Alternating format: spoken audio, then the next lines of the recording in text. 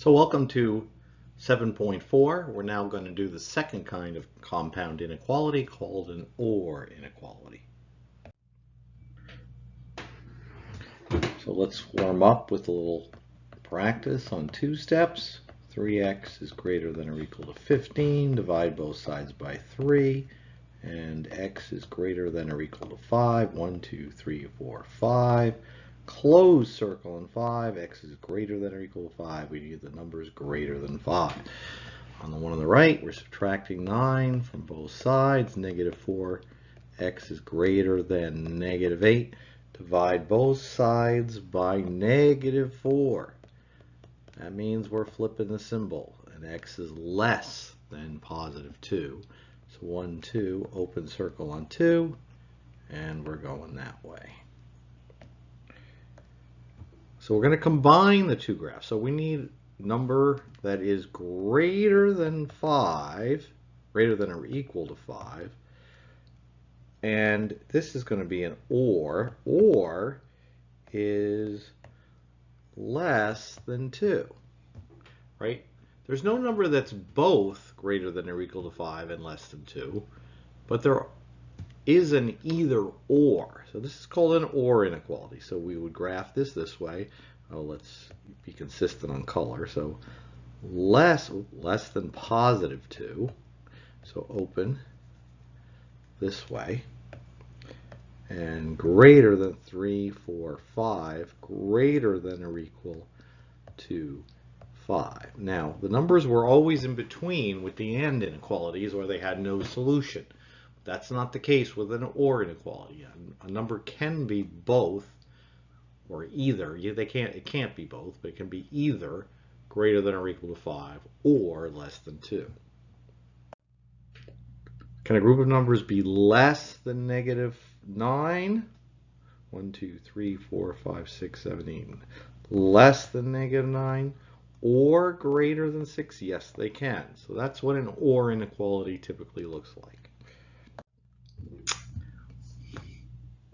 So x is greater than negative 2 or less than negative 5. So greater than negative 2 and less than negative 5. 3, negative 4, negative 5, and less than negative 5. That's the graph of that inequality. X is less than or equal to 3. So closing the circle this way. And x is greater than 7. 4, 5, 6, 7. Open circle and that way.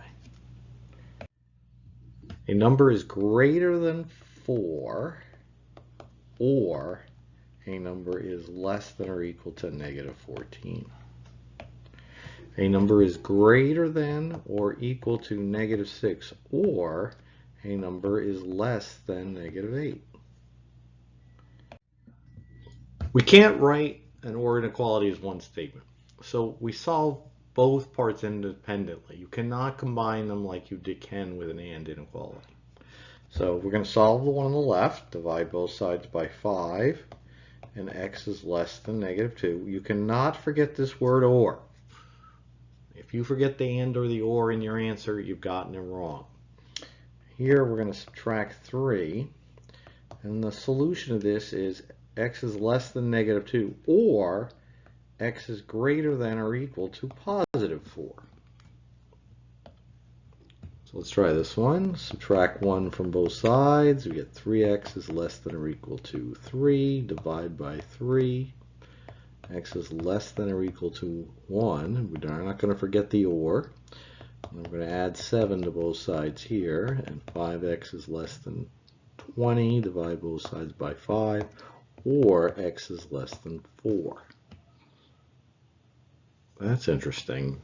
That is not right. And the reason that's not right is because, let's look at this.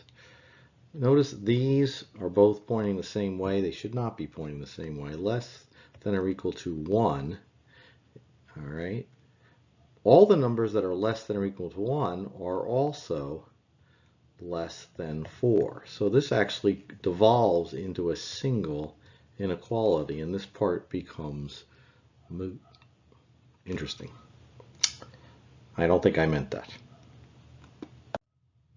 The county fair charges $5 per ride and $10 to get in. So we know that. We've done that many times. 5R plus 10. If you ask Mom, she'll give you no more than $20. But Dad will give you at least 50. Okay? So for Mom, let's do this. So Mom, right? So it's 5R plus 10. She'll give you no more than 20. Dad will give you at least, a 5R plus 10, at least 50. Those are our two or inequalities, right? It's not in between the mom and dad. They're very different. They're in opposite directions. So we're going to solve this one over here. You get 5R, not equal to, less than or equal to 10. Divide both sides by 5. And R is less than or equal to 2 rides. If you ask Mom, you only get to go on 2 rides. Bummer. And then if you go, Dad's good for at least 50. So divide both sides by 5.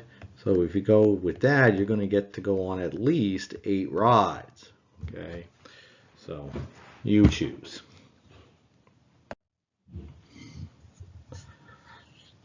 So let's see this. X is greater than negative 3. We saw a similar thing by accident before. X is greater than negative 3 or, so this way, greater than negative 3. All right, so there are all the numbers greater than. I made this extra long on purpose. And then 1, 2, 3, 4, 5 or less than or equal to 5. Well, that's all the numbers this way. What number isn't one or the other or both, right? These numbers are all they're all less than or equal to 5. These numbers are all greater than 3, and these numbers in the middle are both things, but this is all nonsense. What's going on here is that every number, or all real numbers, makes this true, right? Because they overlap, right? 1, I want to do this just again. So greater than 3 would be all this way, right? Greater than negative 3. And less than or equal to 5 is all that way, right? And so these numbers are both, but every single number is one or the other or both. All real numbers. So let's practice here. So X is greater than 6. 1, 2, 3, 4, 5, 6. Open circle on 6. Or less than or equal to negative 1. And this is the typical pattern for an or inequality. X is less than negative 4. 1, 2, 3, negative 4. Or notice these point in the same direction. So that's similar to the other one. So 1, 2, 3. So this one over here doesn't matter. We just want the ones that are less than or equal to 3. Because all of these over here, this is also less than or equal to 3. Solve and graph the inequality. So we're going to add 8 to both sides.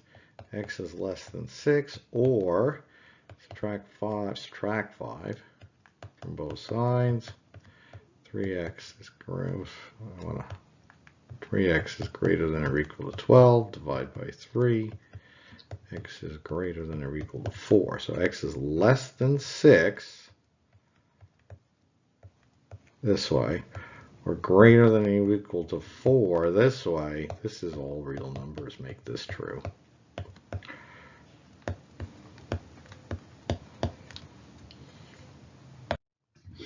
A number is greater than negative 7, or a number is less than or equal to negative 9, greater than negative 7, 3, 4, 5, 6, negative 7.